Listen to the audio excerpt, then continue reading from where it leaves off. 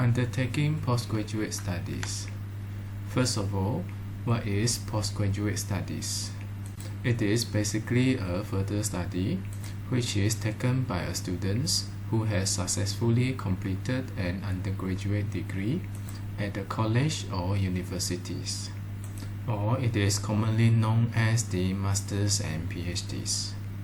For the Master's studies, traditionally there are two main routes. The first one is by the top course, where the master's students will need to attend lecture, do the assignments, and then sit for final exams. The study modes is very similar to the undergraduate studies, only that the course studied are more advanced and the requirements are higher. The second mode, it will be by research mode. That means the students will need to carry out the research study independently with the supervision of the advisor or supervisor who is an academic staff in the university. As for the PhD degree, it will be mainly on the research. Since that this module is talking about the engineering research, that means the postgraduate studies that we are referring to are the Masters and PhDs, which are conducted in the research mode within a period of 2 to 3 years. For full-time students, the postgraduate students will need to carry out an investigation program for engineering research under the supervision of the supervisors. The postgraduate students will need to work closely with the supervisor. With the guidance and technical inputs by the supervisor, the postgraduate students will need to carry out the work independently. The supervisor will also need to monitor the progress and provide assistance to facilitate the entire research studies. With that, the advisor or the supervisor will be one of the most important person to the postgraduate students throughout his studies. In most of the case, the postgraduate students are allowed to choose their own supervisor during the enrollments of the postgraduate studies. It is utterly important for the postgraduate students to choose a good advisor or supervisor that can best help him with his postgraduate studies. You will need to choose your own supervisor carefully so that the supervisor can help you more during your postgraduate studies. In these videos, we're going to discuss about finding a research advisor or your supervisor. These are several tracks of an ideal advisor which you might want to consider before you decide who is your supervisor. The supervisor should have research interests in the common with the scholar. That means your research topic should be in line with the expertise of your supervisor. This is so that he can guide you and provide valuable technical input throughout your postgraduate studies.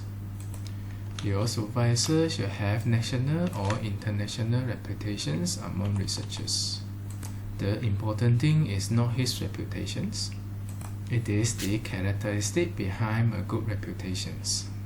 For your supervisors to be reputable in the research community, that means it needs to be active within the research field.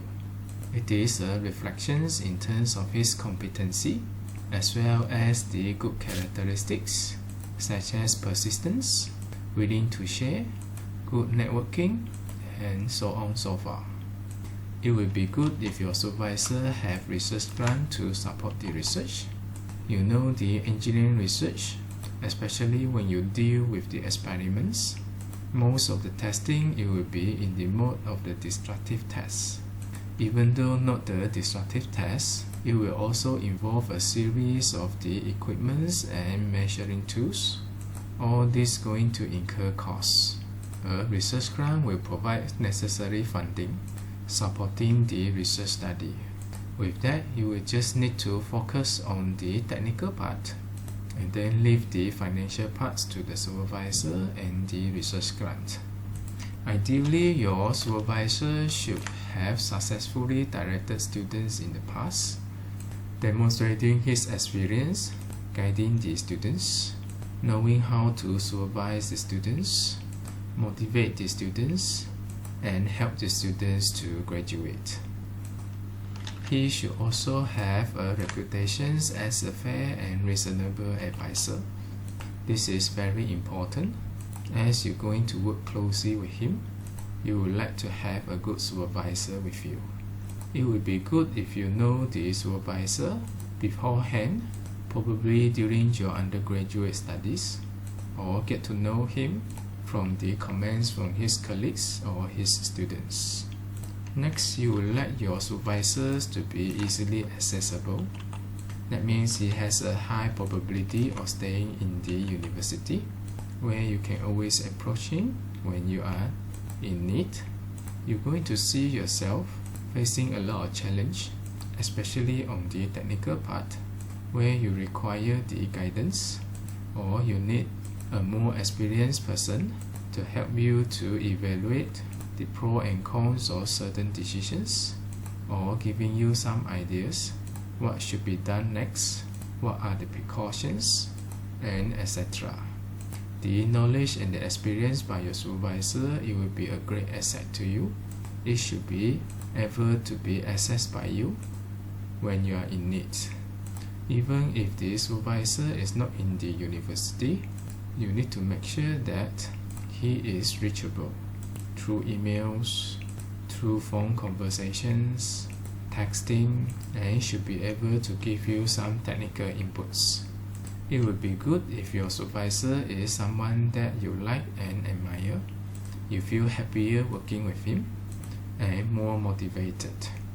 And he should have an active research group where the members of the research group can help each other in various aspects of the research study, especially those minor things, such as how to operate certain equipments, or when you need some helping hands when you are conducting the experiments.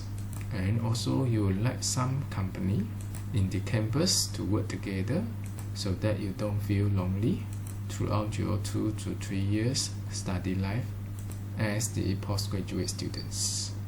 It is noted that having an ideal supervisor possessing all these criteria is nearly impossible. It is like a typical person. Nobody is perfect. You cannot expect your supervisor to be 100% perfect, and your supervisor also cannot expect you to be 100% perfect. Then you will need to look into which criteria are the must-have and which criteria are the good-to-have. Which of the characteristics that you find critical to be your supervisor, and then you search for the supervisor having those characteristics. For me personally, the technical competency of the supervisor is a must. Having an active grant to support the research work is a must to me, and the supervisor must be a good person, having good characteristics, fair and reasonable, and willing to teach and share his knowledge and experience. The other thing that I find it is very important is the supervisors must be accessible. Even if he is not in the university, he will take time to reply email, giving you advice and supervisions so that you can proceed with your research work smoothly. These are several things that I feel it is a must to me as a supervisor. Therefore, when I seek for the supervisor, I will search for someone fulfilling those criteria. Different persons may have different approach and different ways to deal with their supervisors. In fact, postgraduate schools provide the flexibility to have more than one supervisor. There will be a main supervisor and 1 to 2 core supervisors. If you cannot have everything to be possessed by one single person, maybe you should consider a good combinations between the two supervisors.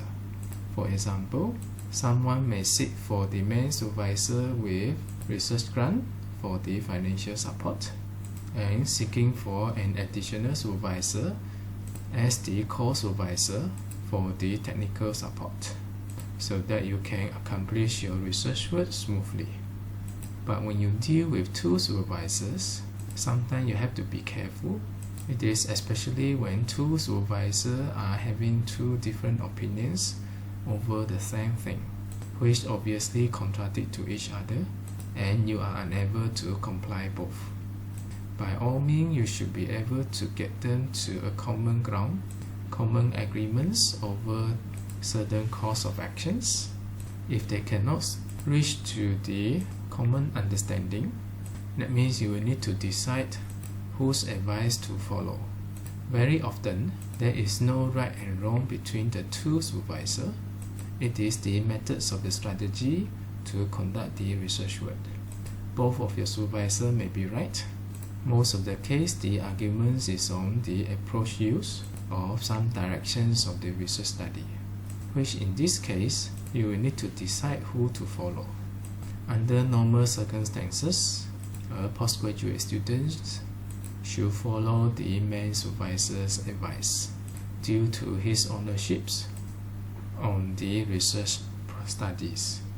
The co-supervisor will act as a support to the main supervisor, and technically, the main supervisor is taking more responsibility over you as compared to the co-supervisor.